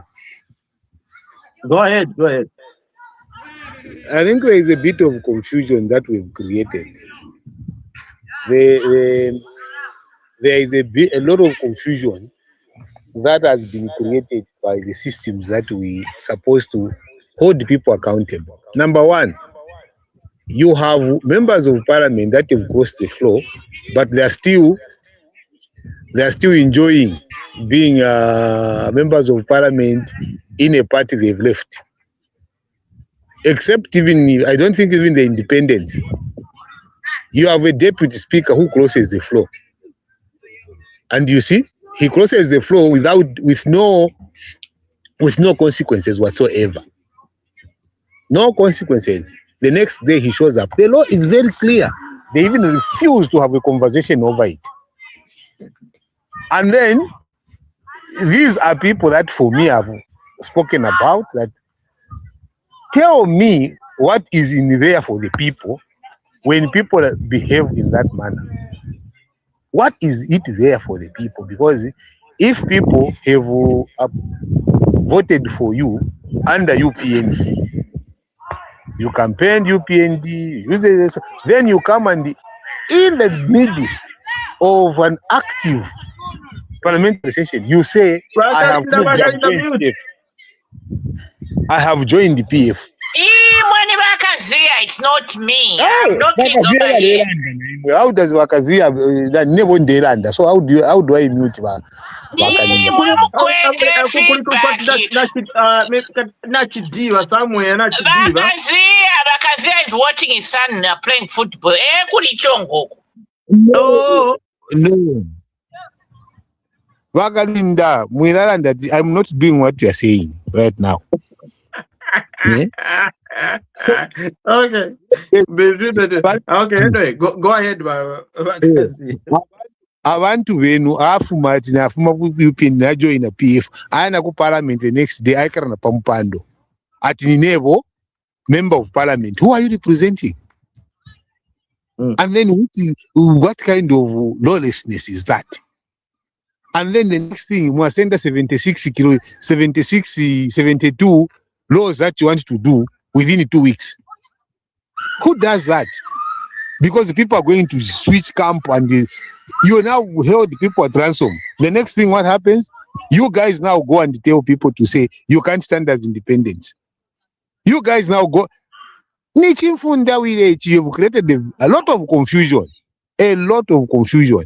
And no one is answering to those questions. When you ask a question, when the conversation comes, it has to talk about something I've not even asked about. How can we allow this? We are allowing lawlessness. Lawlessness now, and UPND is enjoying from the lawlessness because now what's the lawlessness? I want to understand. What's the lawlessness? Yes, is that when you are a member of parliament elected under the Patriotic Front, you can't cross at join a UPND and still go to parliament as a member of Patriotic Front. Section 72 of the Article 72 of the Constitution is clear. Once you cross, you cease to be a member of parliament. The speaker has done that. That is the lawlessness I'm talking about. No, I think they're standing on the UPND to become UPND. I'm talking about unless you're not listening to me. I'm talking about the active session nga wafuma kuti waleka yes nga basta dissolve parliament, you can move and say I've crossed the floor. There is nothing wrong with that. Kuti parliament is dissolved baneno mbana ya ku UPND parliament chiri active mulepanga na laws elo why mat na UPND. You are supposed to quit immediately to be a member of parliament. That is what the law says, but nobody is able to enforce that. No, but have we asked these people if they have quit or not? Not really. What are you talking about? The people I'm talking about are people that have quit on their own record. Not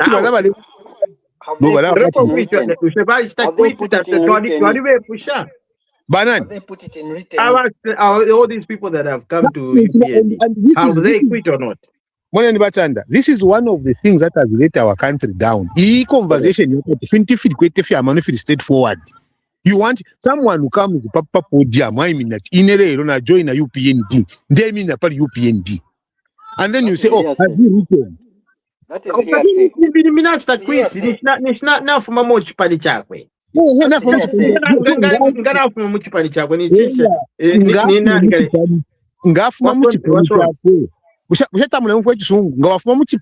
manner. You can't go to parliament, I mean that never PF footy. No, understand? Nothing is written. But if you are don't be finished to Amboka for what Wamaka does. Because you see, okay. And this okay. Help me understand something. Let's just be honest with each other. I belong to UPND. Okay? And then I think UPND te party and okay? Now, in fact, I don't even tell you my details. Maybe I went to party and now we want to call it, me I'm resigning. But because of social media, we don't know the details. But right? Yes, if you don't know, number if you're that you don't know, what if you know? Speak from the position. If you don't know, there's no one who can blame you for it because you don't know. Or if you have not come up and said the papa can come in to suspect again, that is nobody can say you've done this. No. I think these people are well intelligent enough for them to know the law you're talking about. I don't think they're so ignorant to say, oh, I'm still UPND, and then I can just go join the PF. The problem is that if you are going to have, is this conversation going to be necessary? If we say Ngandela and then you listen. So if I start behaving the way you are behaving, tell me that you'll be okay. Because okay. I think Makazia, you're missing a point here. I just want to clarify for the public. Okay? And then we educate each other. Because umuntu ngasta resign from a political party. As and na join a party imbi. Okay? As you've said, you stated yourself. But according to your information, we learn that Abantu, they've not resigned from their own political parties. They've joined another party. But what information do we have that is saying that they did not resign from their party? Do you want me to answer now? That's what I'm saying. It's hearsay. Do you want me to answer that time? Because us outside looking in as people for abantu from political parties, when I'll stand on this ticket, I'll stand on this ticket. But if they're going to do that, if they know truly, if they are well knowledgeable candidates and honorable, they obviously have that information. I don't know why you've decided to behave the way you are doing right now, to cut. You ask a question and then you start debating your own question. Okay, go ahead. And then you yourself start to debate the same question you've asked. So what did you want me to say? Go ahead, Mr. Kazia. Answer. Me, I told you to say, nobody says you can't join a party of your choice. It is one fundamental right. And it is enshrined in our constitution. But it is also in our constitution that says, in England, they representing UPND. In the parliament, Tetinde PF at na join a PF lelo. Elo akachero na wele la ku parliament. Na I mean as UPND. I can't do that. It means in mfuile na aleko kwa member of parliament na kwa by election elo number bansala on UPND ticket, on PF ticket, elo na wele la ku parliament. And this is a thing that nobody has forced people. People have gone at Inena Moyo, who is deputy speaker at Mbale na join at UPND. Perenet tengem fwali in the platform. Wakateka Inena mu join at the Elo akachero mairo I maya ku parliament that Nebo Shani deputy speaker represent as an independent one. So that is the lawlessness that I'm talking about. But if it is okay, Ramoyo is an independent. So let's give an example of from one party to another. It is not allowed when in the life cycle of parliament for you to cross the floor. Go to the constitution and see what it means to cross the floor. It is not allowed. But when people behave with impunity, it doesn't mean that because the law is there, people cannot break it. People, even that are educated, choose to break the law. It's not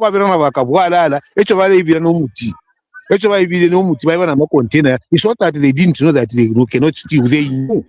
But because in Talanga, they will behave like that. So this is a lawlessness. But it is allowed when it favors the people in government. They will dance when they leave. If you are in a payment of ministers paying back, they also behave the same way. Parliament, after the parliament is dissolved, you continue getting the salaries. They said, no, not quarter interpretation, so we are okay. What happened? The law visited them afterwards. So it is something that must be stopped. We must stop lawlessness. It doesn't matter who is doing it. In Yanga, when they say it must be stopped, not to rationalize it. If you have intelligent rationalization, yes, you can rationalize it intelligently. But if you are speaking to people with basic knowledge and understanding, basic analysis, who are supposed civics in we destroy our own democracy. No. I mean, it's not about civics. It's deeper than that. But in any case, certain issues, everyone at Thailand, to understand if into Fimbo for the sake of the public. We cannot allow a situation where if somebody has gone to resign for party as that UPND, and then because of lack of the knowledge and all that and information, wonder but when you go deep down, what's my babe? Resigning.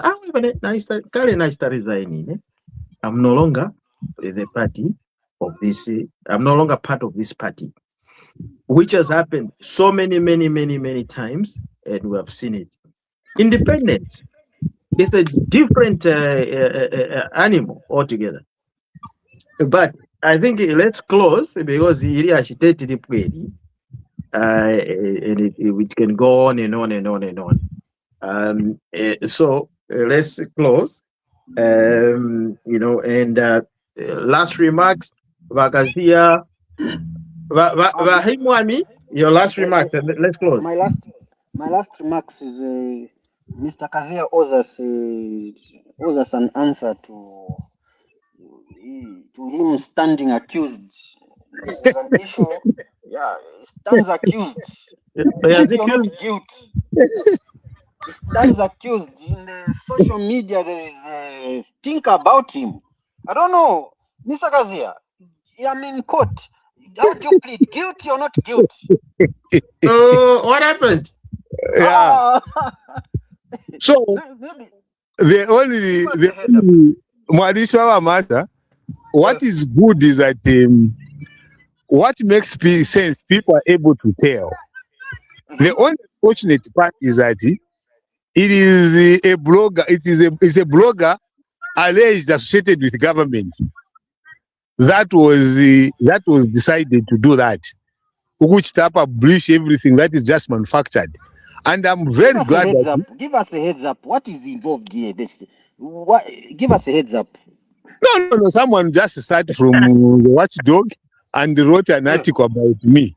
About that I left Canada with $100,000. I don't know where you saw that. There's no smoke without fire. Yeah, there's no smoke without fire. Especially if you can create a fire in your head. You cannot create a smoke. There is no smoke without fire. Even the first men had to create fire. There's a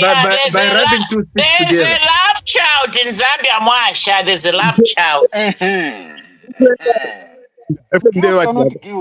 This is why you see there is you can create a fire in your head and manufacture smoke and start seeing it. You can then that there is fire and there is smoke at the same time because it is a manufactured thing in your head. But you see, the good news is a person may think he has it, but one day he will be held to account. Did you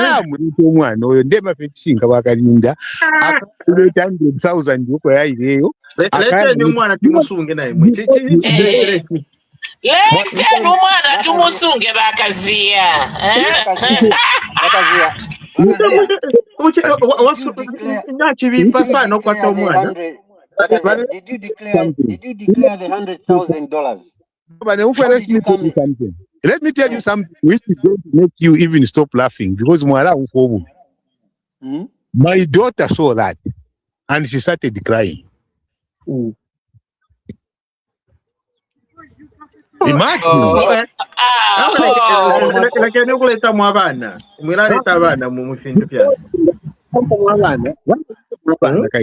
You see, that is why it is not right.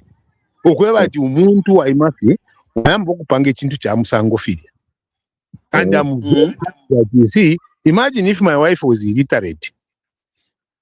What would happen? Oh, yeah. I think what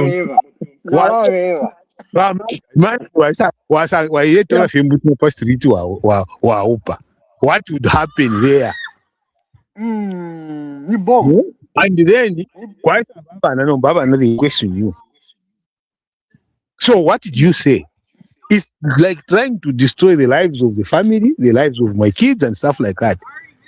So I have to sit down and start running. Now the purpose that is what is difficult is that, do you know that where your children almost start wanting to comment on it, you say no? Because here in the Western world, Baba Kalinda and Bachanda, you know how literate our kids are. They are very, very, very, very, very literate. Very, very literate, but also they are very sensitive because of how family is viewed here. So, I can tell you for a fact, one day, it will take time because I know that they are shielded right now. And that is why from the comments you could see Abantu not being very pleased with that, because people know me. When we are serving these offices, they know you from the family, they know you how you relate to other people, they know how you treat yourself, how you conduct yourself. I was lucky I'm not reckless.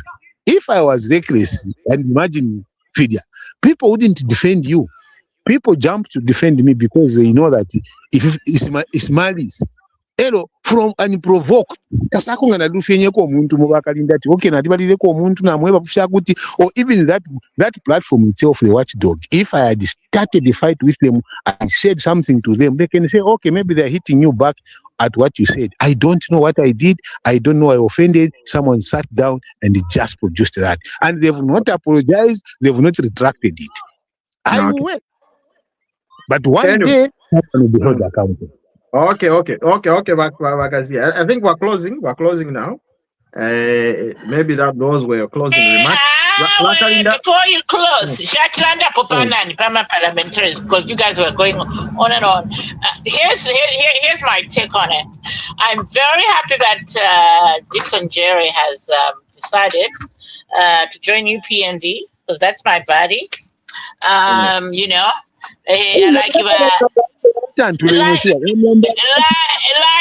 like Ivanani Vareladapo, may he so rest in peace, Edgar Jagwa. Used to say, Uriatu Tunwanankwe, Dixon Jerry Tunwanankwe is very popular in Lusaka Central.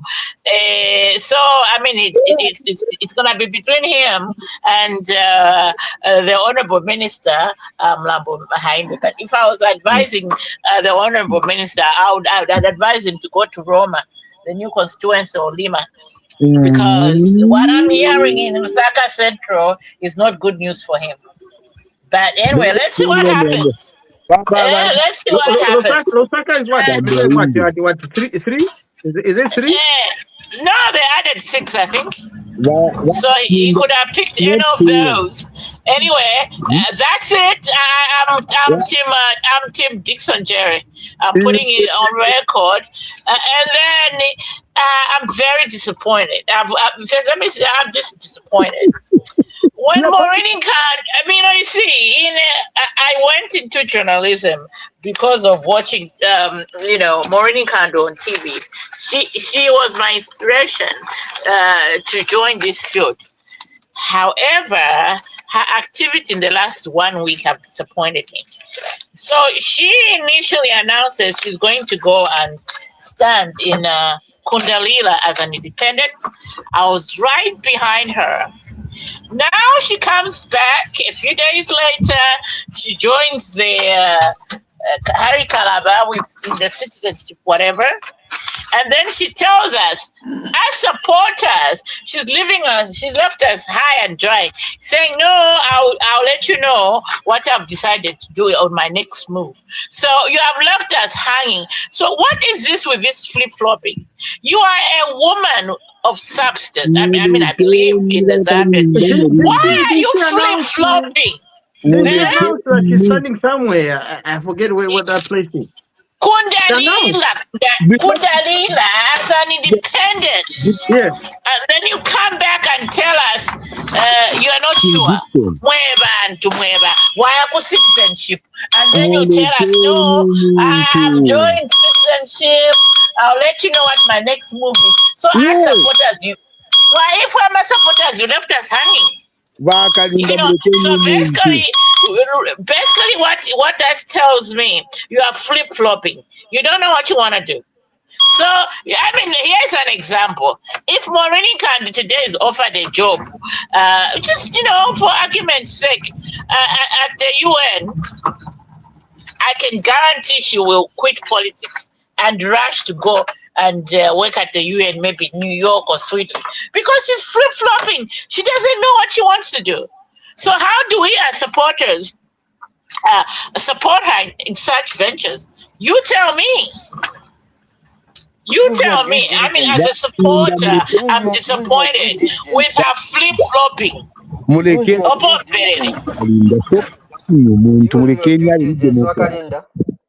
Use your due diligence. Matters of that require you to just be yourself. Use your due diligence. That's all. So that you don't blame anyone tomorrow. Anyway, let's close. It's been a long evening or long afternoon. My closing remarks. My closing remarks are very straightforward. Please, let's ensure that democracy is protected in our country. The big man syndrome, we must stop it. And also interference in the electoral process must be actually dealt with.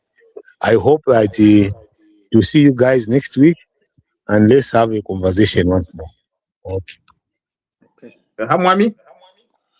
I hope I've not offended Mr. Chanda Kazia by bringing that topic that was on social media. We can talk court na papata. Don't cite me as one of the defendants. Na papata, please.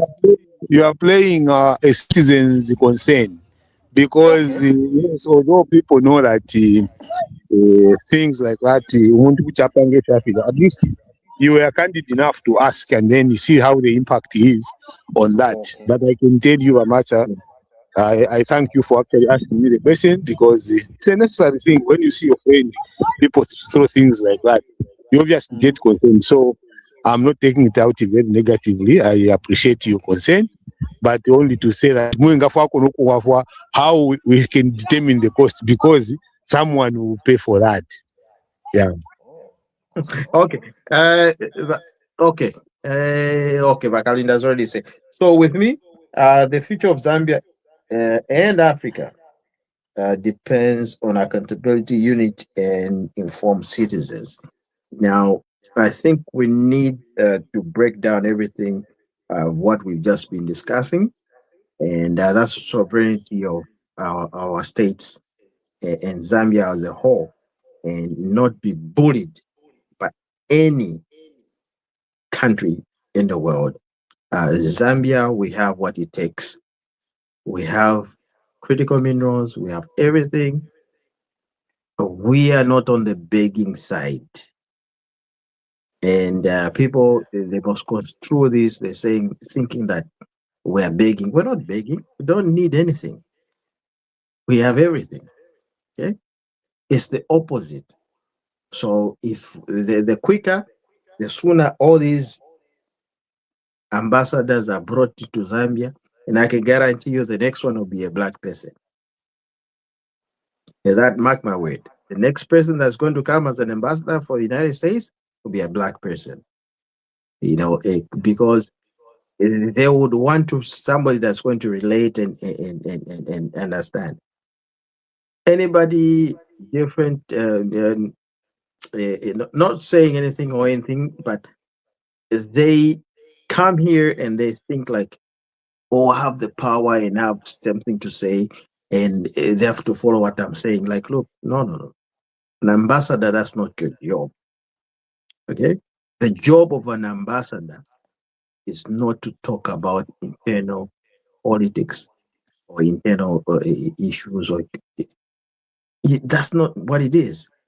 And you have to also act as a diplomat. If you're a diplomat, you have to act in a certain way, a certain mode. You cannot just come up and just issue issues abruptly, just for the sake of the media. No. Because next time you're being employed into a different sector or environment or area or a country, they'll say, no, that person doesn't know how to act as an ambassador or doesn't know how to act as a diplomat. You don't want that person. So it's how you present yourself, out there. And, that's why people have won awards, these issues. Some people have got Nobel Prizes, they've got all these things because how they present themselves in the outside world. But let's just say the outgoing whatever ambassador, I don't know. I mean, he had a very different vision. And I can even understand because the government that is representing is a government that's here to grab and take. They are not interested in our own well-being. No way. They just want to grab and take. And us, with the president, stayed calm. Have you ever heard the president talk about this? He's quiet because he knows that, look, me, my job is to do this, provide this for my people. That's it. Anything else? I want to talk about those women, those young girls. I don't know if they were paid by, I'm not going to say a political party, to come after Mutinta. They better stay off our first lady. He has nothing to do with Esther Lungu. There was a group of ladies who came on air last Tuesday crying that the first lady is not helping in the impasse in the Lungu family drama, So they were like, they were disappointed with the first lady not involving herself. In the yes, so that's what I. Don't touch her. Just leave her. Okay? Leave Bamutinta. Bamutinta is our first lady. She's our mother. And certain things we just don't blame other people. Why are you going to involve her? Anyway, that's my final word. Until next time, we out. Okay, bye-bye. Good night. Good afternoon.